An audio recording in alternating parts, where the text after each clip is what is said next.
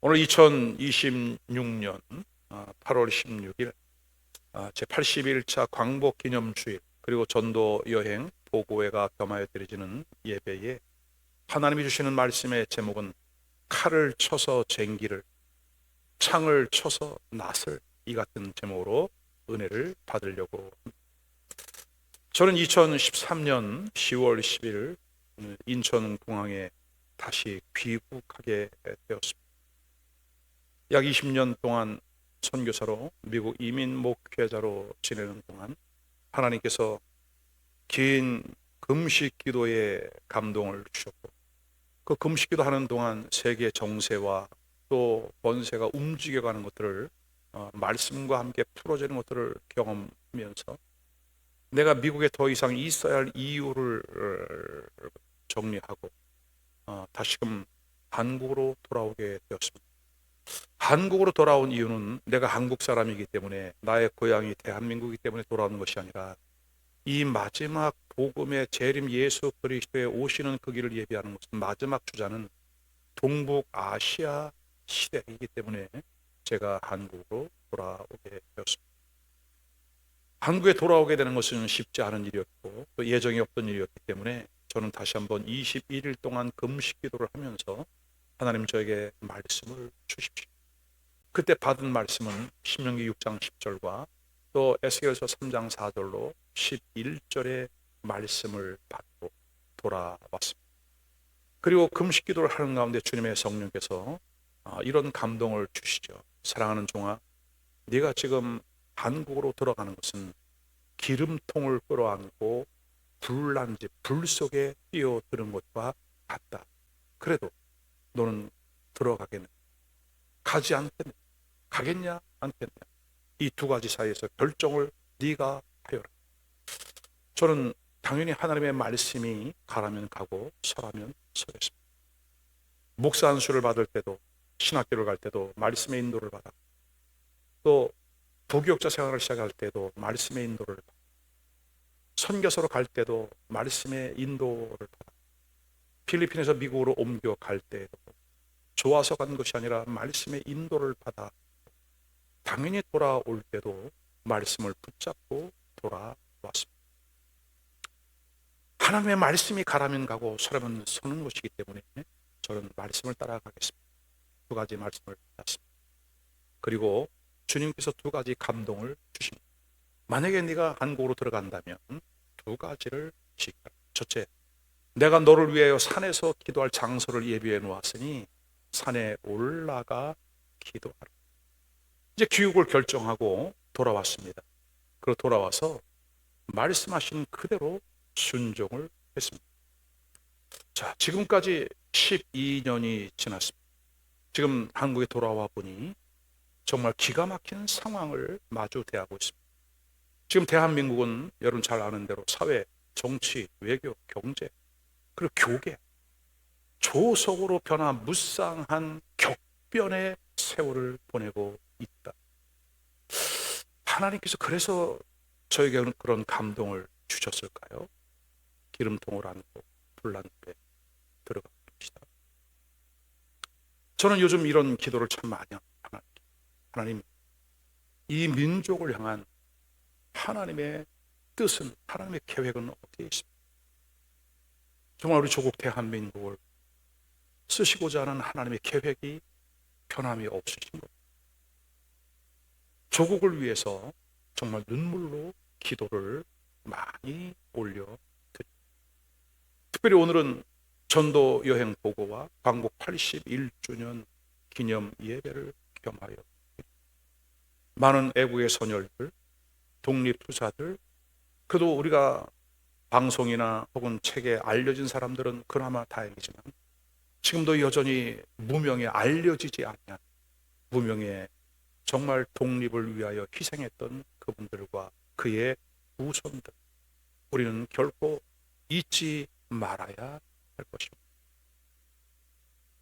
지금으로부터 약 2700여 년 전 남왕국 유다는 절체절명의 국가적인 위기를 만났습니다.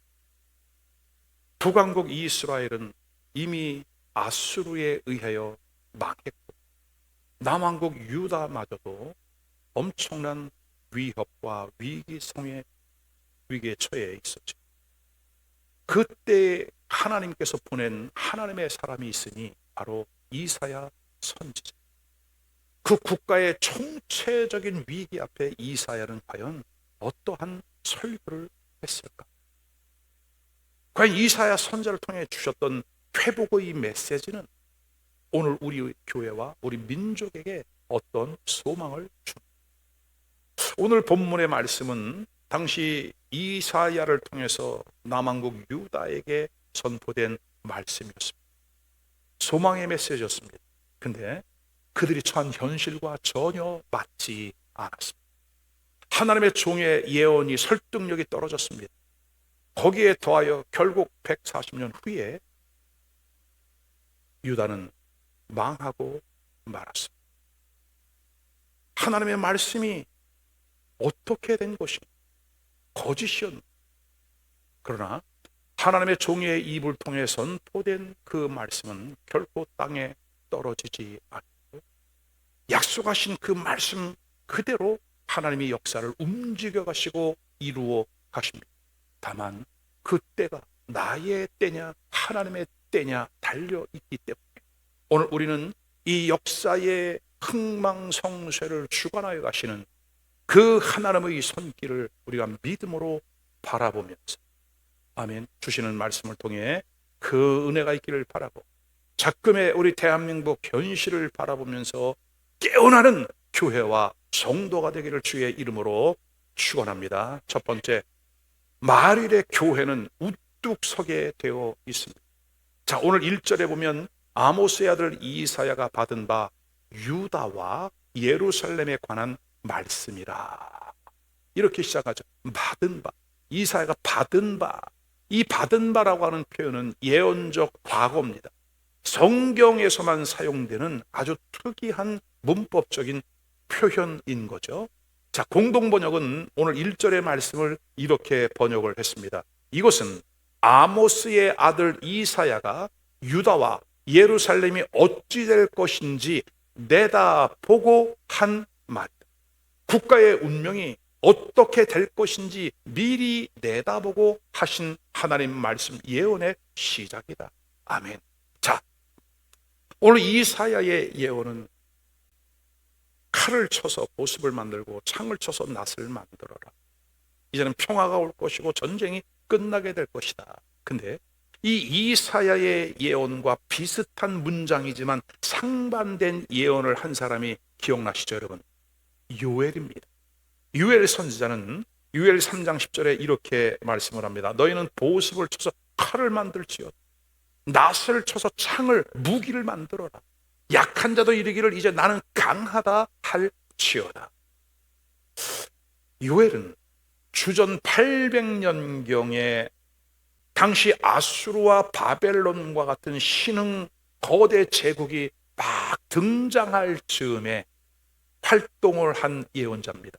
당시 극심한 메뚜기가 먹은 것을 팥종이가 먹고 팥종이가 먹은 것을 뭐가 먹고 그 극심한 재앙과 가뭄으로 인한 물가의 이 하이 인플레이션, 이 인플레이션이 고조되었을 때에 이것은 하나님의 심판의 날이다.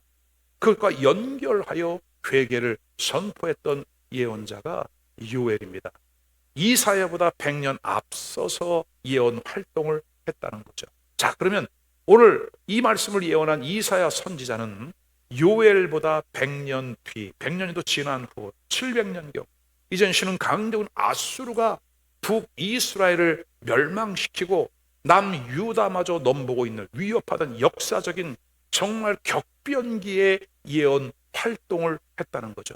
자, 이사야 선지자와 요엘 선지자의 차이 아시겠어요, 여러분? 100년 정도의 차이가 있다. 그리고 요엘 선지자는 그때 당시에 이런 하이인플레이션을 보면서 하나님의 심판의 날이 가까이 오고 있다. 너희가 농사하던 그때 당시는 농경 문화였으니까 그 농사 기구들을 녹여서 칼을 만들고 창을 만들어라. 그러나 이제 이사야 선지자는 그 이후 100년 정도 세월이 흐른 이후에 예언 활동을 하면서 이런 말씀을 선포합니다. 2절이죠. 마지막 날에 여호와의 전에 산이 모든 산 꼭대기에 굳게 설 것이요 모든 작은 산 위에 뛰어나리니 만방이 그리로 모여들 것이라. 아멘. 자, 2절 말씀을 보면요, 여러분, 2절 말씀을 보면 세상의 마지막 날의 교회가 세상의 중심이 되는 것을 본 거예요. 아멘. 그리고 전 세계 수많은 사람들이 교회로 몰려와서 말씀을 듣고 말씀을 배우고 그들이 결국 영혼의 구원을 받는 것을 보았다는 거죠. 그리고 이사야는 그 시대를 향하여 초청하는 겁니다. 3절, 오라! 우리가 여호와의 산에 오르며 야곱의 하나님의 전에 이르자. 그가 그의 길을 우리에게 가르칠 것이라. 우리가 그의 길로 행하리라. 아멘. 교회가 세상의 중심에 서게 된다는 사실을 여러분 믿으시기를 바랍니다. 그럼 지금은 왜 이럴까요? 지금은 하나님께서 참된 교회와 거짓된 교회를 구별하는 거예요. 음녀 바벨론과 거룩한 성세 예루살렘을 구별하는 것과 마찬가지로 참된 성도와 쭉정이를 가르고 구별하는 시대가 지금 이 마지막 때인 줄로 믿습니다. 왜요? 아무나 들어갈 수 없는 거거든요. 그러니까 흔들어 보시는 거죠. 자, 180년 후에 이사야 선지자가 활동하던 그 180년 후에 스가랴 선지자는 8장 23절에 이렇게 예언을 합니다. 만군의 여호와가 이같이 말하노라. 그 날에는, 마지막 때는 말이 언어가 다른 이방 사람 10명이 유다 사람 한 사람의 옷자락을 잡을 것이다. 곧 잡고 말하기를 하나님이 너희와 함께 하심을 들었나니 우리가 너희와 함께 가려 하노라 하리라. 아멘. 여러분, 지난 한 주간 우리가 복음을 전하면서 많은 사람들이 복음의 호의적인 반응이기보다는 적대적인 반응, 불편한 반응, 교회에 대해 손가락질을 하고 괜찮아요, 여러분. 그러나 성경은 반드시 교회가 우뚝 서게 되어 있다라고 말씀해요.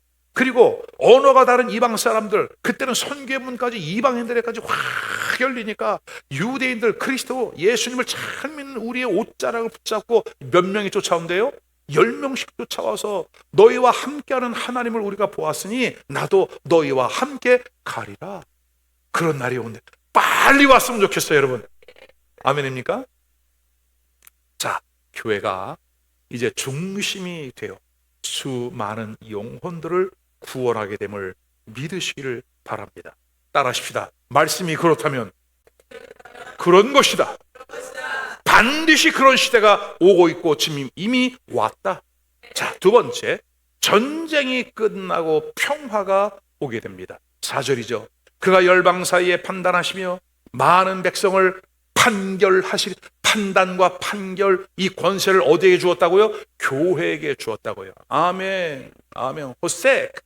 무리가 그들의 칼을 쳐서 보습은 쟁기, 밭 가는 데 쓰는 쟁기, 보습을 만들 것이고 그들의 창을 쳐서 낫을 만들 것이며, 자, 다 같이 이 나라와 저 나라가 다시는 칼을 들고 서로 치지 아니하며 다시는 전쟁을 연습하지 아니하리라. 교회에 주신 판단과 판결의 권세. 여러분, 역사적으로 고대와 근대에 이르기까지 세계 인류의 역사는 사실은 전쟁의 역사라 해도 과언이 아닙니다. 그런데 마침내 모든 전쟁이 끝나는 날이 온다고 성경은 말씀하고 있어요. 여러분, 이게 어떻게 가능할까요? 간단합니다. 하나님의 말씀이 교회를 통해 선포되기 때문입니다. 하나님의 말씀이 역사를 움직여 가시는 그 하나님의 말씀이 우뚝 선 교회를 통하여 이 말씀이 선포되어지기 때문에 모든 전쟁은 끝날 날이 온다. 자, 3절 하반절이죠. 같이 읽어봅니다. 시작. 이는 율법이 시온에서부터 나올 것이요 여호와의 말씀이 예루살렘에서부터 나올 것이니라. 율법과 여호와의 말씀, 바로 하나님의 말씀을 의미하는데 시온에서, 예루살렘에서 하나님의 몸된 교회로부터 말씀이 선포되고 있기 때문에 반드시 하나님의 역사는 교회를 통하여 완성되어 간다.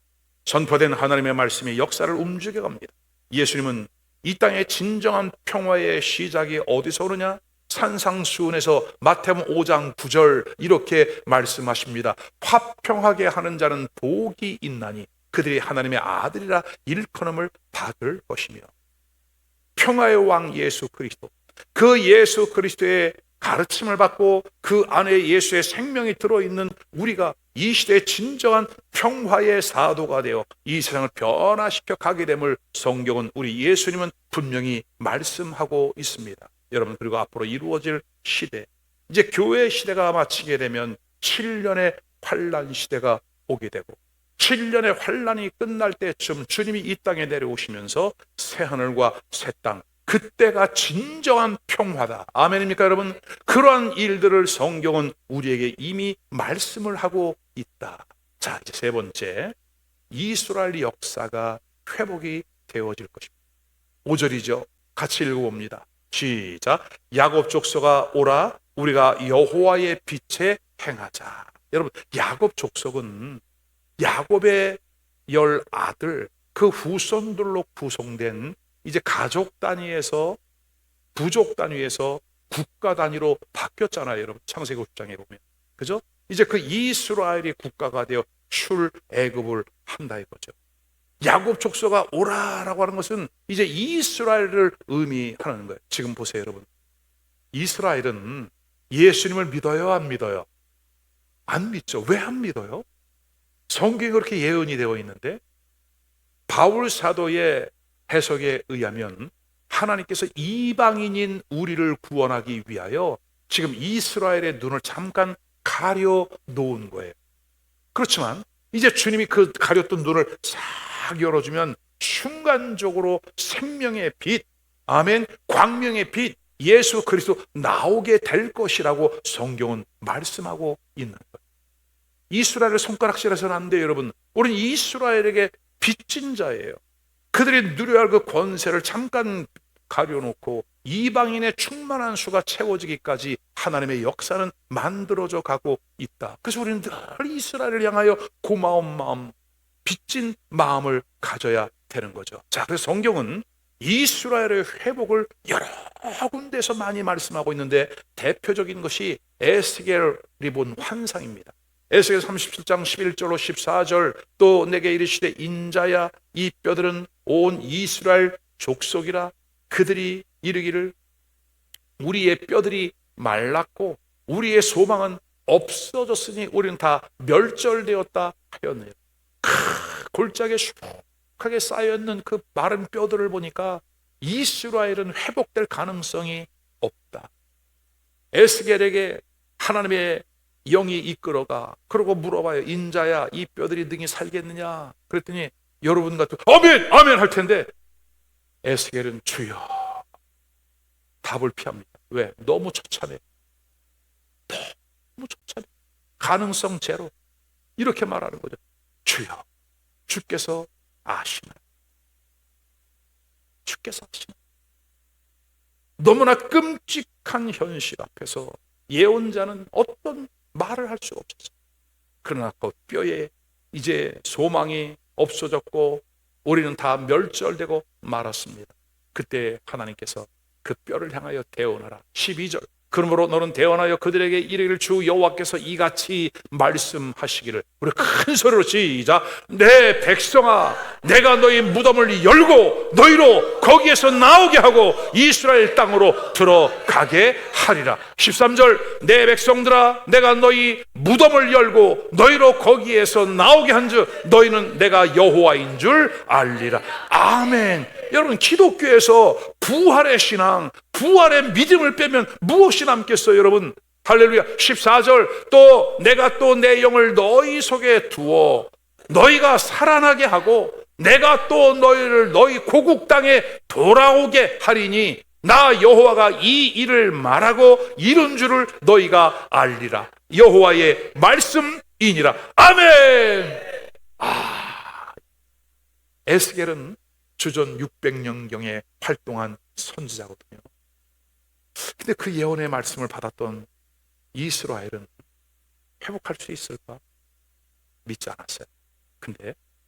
1948년 5월 14일 초대 총리인 다비드 벤구리온 총리죠. 텔아비브에서 유대의 국가 독립을 공식으로 선포했습니다.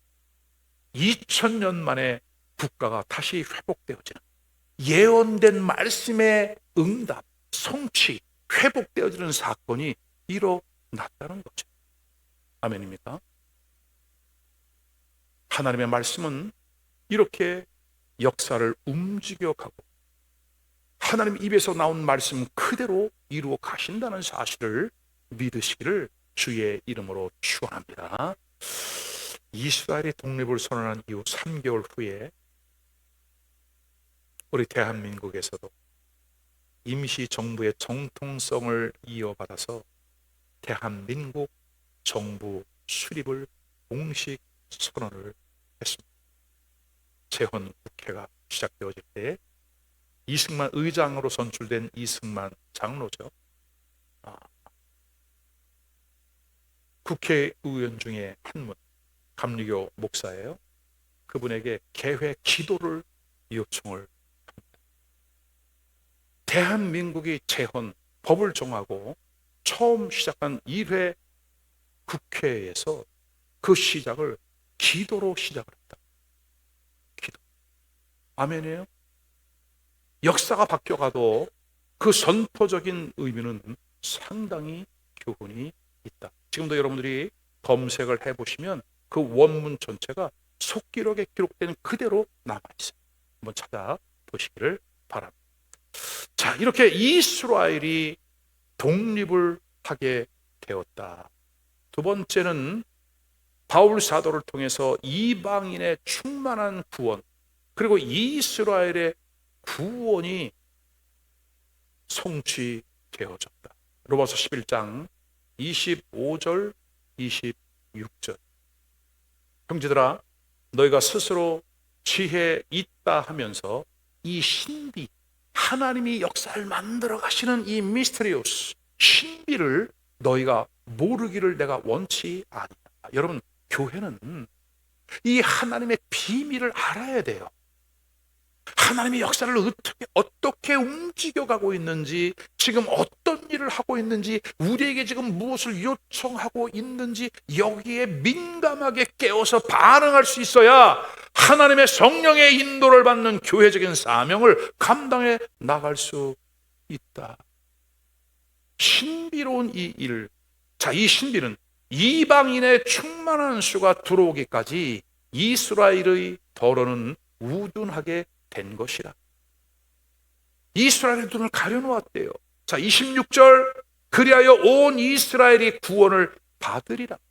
기록된 바 구원자가 시온에서 오사 야곱에게서 경건하지 않은 것을 돌이키시겠고. 아멘. 말씀하신 그대로 하나님께서 이스라엘을 회복시키신다. 스가랴 12장 10절도 이렇게 말씀하고 있습니다. 내가 다윗의 집과 예루살렘 주민에게 은총과 간과하는 심령을 부어주리니 그들이 그 찌른 바 그를 바라보고 그를 위하여 애통하기를, 독자를 위하여 애통하듯 하며 그를 위하여 통곡하기를, 장자를 위하여 통곡하듯 하리로다. 여러분, 유대인들이 하나님의 말씀이 흘러감을 모르니까 어떻게 해요? 메시아로 오신 예수 그리스도를 찌른 거예요. 찔러서 예수 그리스도를 죽인 거죠. 근데 이제 예수님이 다시 오신대요. 그때 그 찔렀던 자들도 예수님이 다시 오는 것을 보면서 통곡을 한대요. 여러분, 애곡을 한대요. 도대체 우리가 무슨 짓을 한 거야? 도대체 우리가 무슨 일을 한 거야? 너무 늦었어요. 여러분, 이미 찌른 자도 볼 것이다. 그들이 독자를 위하여 애통하듯이 하며 통곡하기를, 장자를 위하여 통곡하듯 하리라. 여러분, 이 사실은 요한계시록 1장 7절에 바울 사도 요한 역시 똑같이 예언을 합니다. 볼지어다 그가 구름을 타고 오시리라. 각 사람의 눈이 그를 보겠고 예수 그리스도의 재림을 볼 것이고 그를 찌른 자들도 볼 것이요 땅에 있는 모든 족속이 그로 말미암아 애곡하리니 그러하리라. 왜요? 왜 애곡을 해요? 땅에 있는 모든 족속들이 우리가 복음을 전하고 피켓을 들고 외쳤으나 외면한 거예요. 거절한 거예요. 나는 지금 이 세상의 삶이 더 중요해. 먹고 입고 마시고 사는 것이 더 중요해. 쾌락을 위해 살아가는 거야. 여러분, 악한 사단에게 끌려다니며 내 인생은 내 것이라고 생각을 하고 마음대로 살아가고 있던 그들이 그 순간에 통곡을 할 그날이 온다. 애곡할 날이 온다. 지구상 전체에 마치 애굽의 출애굽 밤에 통곡이 일어났던 것처럼 지구상 전체에 애곡의 그날이 오고야 말 것이다. 여러분, 이것을 교회는 알려야 될 사명이 주어집니다. 그들이 듣든지 아니 듣든지 우리는 이 사명을 감당을 해 나가야 하는 거예요. 제가 에스겔서에 있는 말씀을 하나님의 응답으로 받고 들어왔다고 말씀을 드렸는데, 제가 한 구절 좀 읽어 드리겠습니다.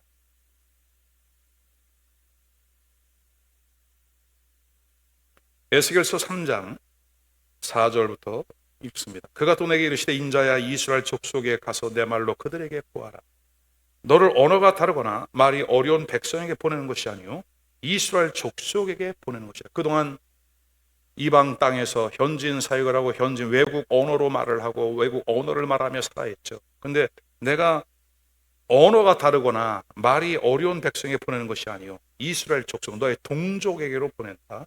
너를 언어가 다르거나 말이 어려워 내가 그들의 말을 알아듣지 못할 나라를 그들에게 보내는 것이 아니라 내가 너를 그들에게 보냈으면 그들은 정녕 내 말을 들었으리라. 그러나 제 이스라엘 족속은 이마가 굳고 마음이 굳어 내 말을 듣고자 아니하리니 이는 내 말을 듣고자 아니함이니 보라, 내가 그들의 얼굴을 마주보도록 내 얼굴을 굳게 하였고 그들의 이마를 마주보도록 내 이마를 굳게 하였으되 내 이마를 화석보다 굳은 금강석같이 하였으니 그들이 비록 반역하는 족속이라도 두려워하지 말며 그들의 얼굴을 무서워하지 말라 하시니라.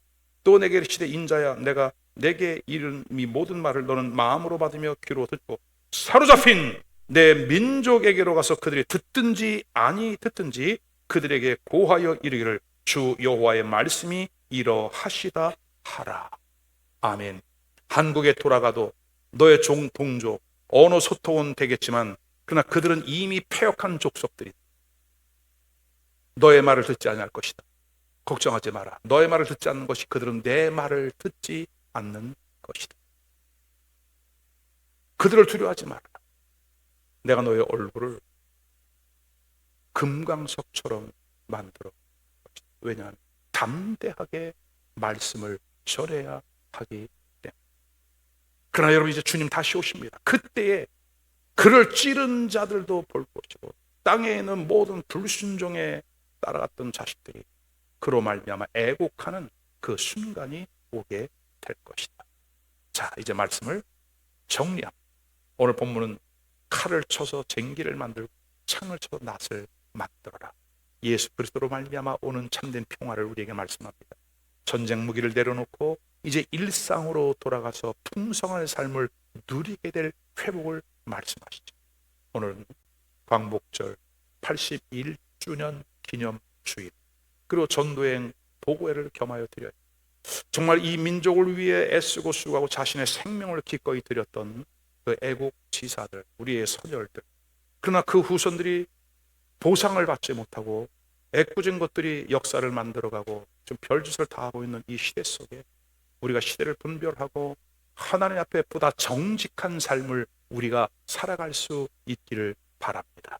대한민국의 미래가 달려있는 대한민국의 복음화, 이 일을 위하여 땀을 쏟아내며 3박 4일 동안 이 사역을 감당하고 왔더니 여수 땅에 있는 그 교회들이 회복되어져 목회자들이 살아나는 엄청난 일들이 있었다. 그러나 이것은 시작이다. 6.25 동란 때에 낙동강 하구까지 밀렸던, 이제 완전히 나라가 공산화될 그 위기, 그때 초량교회에 모여서 목회자들과 이승만 모여서 함께 금식을 하며 기도할 때에 미국을 움직였고 트루먼 대통령이 연합군을 파송할 수 있도록 유엔 안보리 이사회를 소집을 하죠. 여러분, 그때 러시아, 소련이 오지를 못합니다. 중국도 참석을 못합니다. 이미 그들이 왔을 때는 모든 것이 가결되었을 때 이제 유엔 연합군 사령관 메가더가 인천 상륙 작전을 감행을 하고 다시 한국이 이나마 이 정도로 회복이 돼 있는 거예요. 역사적인 사실인 거죠. 우리 기독교의 영향력이 굉장히 컸습니다. 사실 그때 당시 미국의 트루먼은 한국 조선을 포기했습니다. 왜냐하면 이 조선 남조선에 남로당 빨갱이들이 너무나 많이 있었다.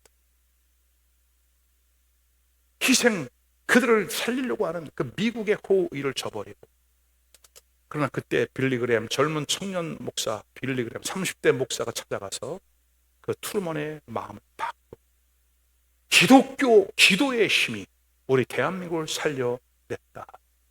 오늘 이번 주에 여수에서 시작된 그 전도의 불, 어제 목회자들이 오셔서 정말 감동적인 그리고 뜨거운 그 마음의 고백을 하면서 이제 계속 그 이웃의 순천, 그리고 순천 옆에가 어디야? 광양, 저 연결해 가겠다라고 그들도 결정을 하고, 우리가 끊임없이 기도하면서 이제 다시 한번 대한민국을 예수 그리스도 성령의 불, 복음의 불로 덮을 그 강력한 역사가 여수에서부터 북한 신의주까지 밀고 올라가는 역사가 우리 안에 있기를 주의 이름으로 축원합니다. 그 일을 위해 마지막 때 교회가 우뚝 설 것이라고 이사야는 예언했습니다. 교회가 반드시 회복되어진다. 아무리 교회를 눌러봐라, 교회가 죽나? 여러분, 큰일 나는 겁니다. 하나님의 눈동자를 건드려. 내가 이번에 우리 전도팀들하고 좀 공유하려고 하는데, 우리 정부가 선교사들에게 보내는 선교비에 과세를 한다. 세금을 5% 10%가 아니라 70%대인데, 여러분, 아주 훌륭한 대통령을 우리가 뽑아놓고 이렇게 있습니다. 자, 이제 앞으로 교회가 현 정부 시스템에서는 계속 통제를 받을 겁니다.